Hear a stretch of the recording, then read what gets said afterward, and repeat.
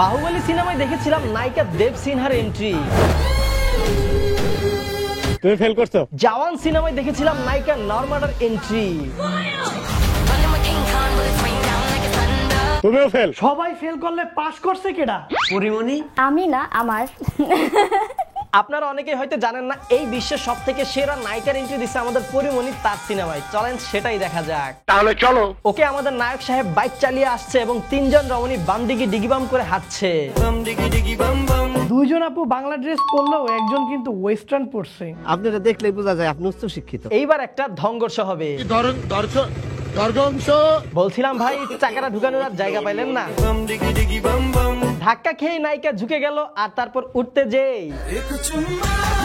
What a entry ভাই, ওয়াহ। এরকম কাহিনী তো বোম্বাই ছবিতেও নাই।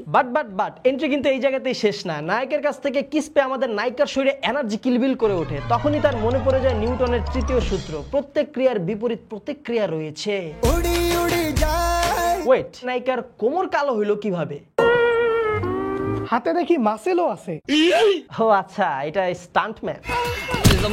ঠিক আছে ভাই, নায়িকার তো এন্ট্রি হয়ে গেছে, এখন নায়ক তার পরিচয় দিবে। হাই, আই এম বাদশা। আপনার নাম যদি হয় বাদশা, তাহলে আমার নাম কি হওয়া উচিত? নামের থেকেও বড় তার কাম, যেই কামের নাই কোনো দাম, পুরাই একাম। আইআইটি কলেজ থেকে সফটওয়্যার ইঞ্জিনিয়ারিং কোর্স শেষ করে এখন সাইবার ক্যাফে নিজেই বিজনেস শুরু করতে যাচ্ছি। লে সিএসসি স্টুডেন্ট। এত বছর লেখাপড়া করলাম এই ছিড়তে। নায়ক সাহেবের আধুনিক ব্যবসার কথা শুনে আমাদের উচ্চ শিক্ষিত নায়িকা ইংলিশে ডায়লগ মারা শুরু করে। How dear you. নায়িকার মুখ থেকে ইংরেজি শুনে নায়কও ইংলিশে ডায়লগ মারা শুরু করে। আই এম এ ডিজিটাল লাভার বয়। নায়কের মুখে ভাঙাচোরা ইংরেজি শুনে নায়িকা আরো রেগে যায় এবং তাকে মারতে যায়। এই টমেটোর কি দোষ ছিল? মারো हमको जिंदा मत छोड़ो सालो। টমেটোর কষ্ট থেকেও বড় কষ্ট এই পেছনে দাঁড়ানো সাইড আর্টিস্ট গুলার। খাড়া রোদের মধ্যে কষ্ট করে দাঁড়ায় ঘন্টার পর ঘন্টা এই ক্রিঞ্জ হজম করতেছে। मुझे कैसे भी करके निकाल मेरे भाई, मैं फंस गया हूं यहाँ। এই ছিল বাংলা সিনেমা ইতিহাসের এন্ট্রি অফ দ্য সেঞ্চুরি। আর এই এন্ট্রির পরপরই শুরু হয়ে যায় একটি ডিস্কো গান। সিনেমায় গান হইতেই পারে, সেইটা বড় কথা না, কিন্তু এই গানের ডিরেক্টর আর মিউজিক সুপারভাইজার কতটা লেম আর কতটা ছেঁচড়া ভাই। এরা গানের শুটিং এর জন্য লোকেশন ঠিক করছে একটা হাসপাতাল। এত বুদ্ধি চিন্তাই করা যায় না। চিন্তা করেন, গানের শুটিং এ চলতেছে ডিস্কো ড্যান্স আর ভিতরে রোগীর কি অবস্থা।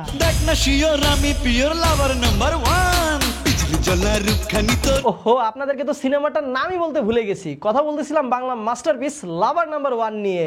একেই বলে লাভার নাম্বার 1। এই সিনেমাটির ইউটিউবে ভিউজ হচ্ছে 46 মিলিয়ন। দেশে এত পরিমাণের বেকার মানুষ। সিনেমায় নায়ক হিসেবে থাকে বাংলার ইমরান হাশমি খ্যাত লর্ড বাপ্পি ভাই, দ্য ইউটিউব মিলিয়ন স্টার।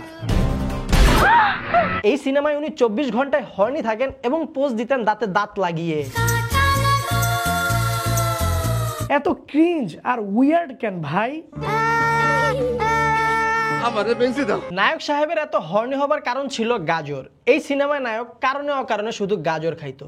একটু পর পর গাজর খাইতো, বাড়িতে বসে গাজর খাইতো, সোনা তুমি গাজর খাও, বাহিরের রাস্তায়ও গাজর খাইতো, সোনা তুমি গাজর খাও, এমনকি বাসে বসে বসেও গাজর খেত। সোনা তুমি গাজর খাও, দিনের বেলায় গাজর খাইতো, সোনা তুমি গাজর খাও, রাত হয়ে গেলেও গাজরই খাইতো। ঘরের গাজর শেষ হয়ে গেলে বাজারে চলে যেত গাজর কেনার জন্য। এই 1 কেজি গাজর 40 টাকা দেন। এই ওয়েট, এই মহিলা কি গাজর বিক্রেতা নাকি? এমন গাজর বিক্রেতা কোথায় পাওয়া যায়? লর্ড বাপ্পি স্যারের সিনেমায় ঘুমের মধ্যে গাজরের শব্দ। সিনেমায় আমাদের বাপ্পি ভাই সারাদিন গাজর খাইতো আর সারা রাত বাথরুম করতো। ও তো মোবাইল চার্জে রেখে বাথরুমে আছে। বাথরুম থেকে বের হইতে দেখবেন না। সে কি বাথরুমের কাজ শেষে বাথরুম থেকে বের হইছে নাকি নিজে বিয়ে করার জন্য মেয়ে দেখতে আসছে বুঝতেও পারবেন না। গায়ে জ্যাকেট, পায়ে স্নিকার্স, গেট আপ সেটা পুরাই পাঙ্কু জামাই। ভাই, এই পৃথিবীতে কি আমি একমাত্র মানুষ যে বাথরুম থেকে বের হওয়ার পরে এই রকমের লুকে থাকি? যাই হোক, আমরা নায়কের গাজর খাওয়াইছিলাম। মানে ভাই, এই গাজর খাইতে খাইতে নায়ক নায়িকা সহ নায়িকার ভাইরে পটায়া ফেলে। গাজর দিয়ে তুমি আমাদের মনে নাড়া দিয়েছো।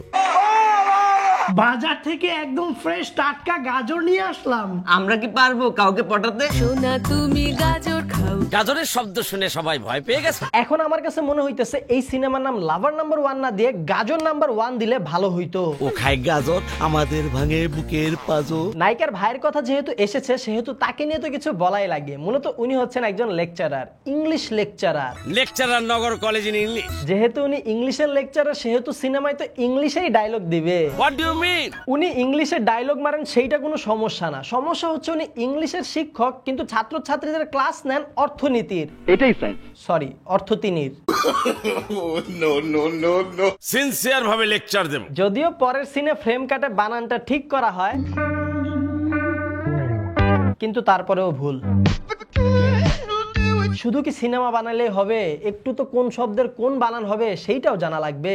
লেখাপড়া কিছুই শিখলো না। না শিখছে, একটু বেশি শিখা ফেলছে। তাই তো সিনেমায় একটু পরপর দেখা যায় নায়ক শুধু ইংলিশেই ডায়লগ মারে। ইউ অ্যান্ড ইউর নায়িকাও শুধু ইংলিশে ডায়লগ মারে। I will kill you. Villain 1 ও ইংরেজিতে ডায়লগ মারে। But I don't like it. Villain 2 ও ইংলিশে ডায়লগ মারে। Yes, now you gonna die. আর ভাই ভিলেন 3 তো ইংরেজি ছাড়া কথাই বলে না। Moron piece of junkie, I swear to God man. Bonus হিসেবে দেখি আবার নায়কের বাপও ইংলিশে ডায়লগ মারে। From today you with death of দলা। তারপর আবার দেখি নায়ক ইংরেজিতে গানের চর্চা করে। I am very sorry. আর ভিলেন তো পুরা ইংলিশে একটা গানও রচনা কইরা ফেলছে। Abraham Lincoln was a good old man, jumping up window to did his on his head. আসলে আপনারা ঠিকমতো বুঝতে পারতেছেন না, এটা কিন্তু একটা হলিউড মানের সিনেমা, তাই এই সিনেমায় ইংরেজির চর্চা একটু বেশি। পাশাপাশি এই সিনেমায় কিন্তু হলিউড মানের অ্যাকশন সিন দেখা যায় যেখানে একটু উড়াউড়ির পরিমাণটা বেশি। কখনো এই সিনেমায় ছোট বাচ্চারা ওড়ে,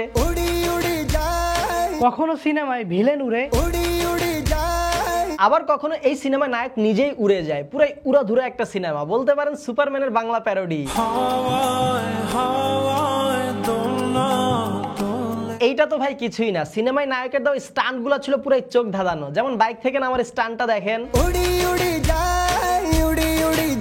দেখছেন? শুধু ওরেই না, মাঝ আকাশে কতগুলা কসরত দেখাইলো। What a sarcastic stunt! বাহ, क्या सीन है। নায়কের দুর্দান্ত স্টান্টের সাথে শোনা যায় কিছু হারহিম করা হুঙ্কা।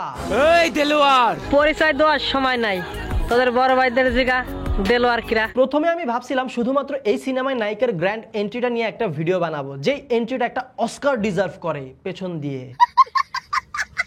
চিন্তা ভাবনা কোন পর্যায়ে চলে গেলে মানুষ এইরকম একটা স্ক্রিপ্ট আবিষ্কার করে। আপনার মাথায় তো গ্রেট বুদ্ধি আইছে। আজকে একটা বাইক কেনা লাগবে। আমার জীবনে এরকমের গ্র্যান্ড এন্ট্রি চাই। কার পিছনে যে লাগাবো ভাবতে যাই।